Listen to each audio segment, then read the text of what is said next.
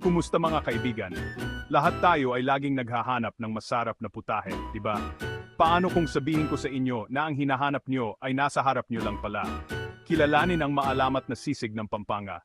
Galing sa puso ng lutuing Pilipino, ang Pampanga, ang sisig ay hindi lang basta ulam, isa itong simbolo ng ating kultura.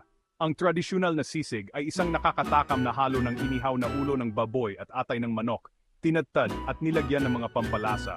Pero teka muna, walang mayonnaise at liver spread dito. Ang totoong usapan ang pinag-uusapan natin.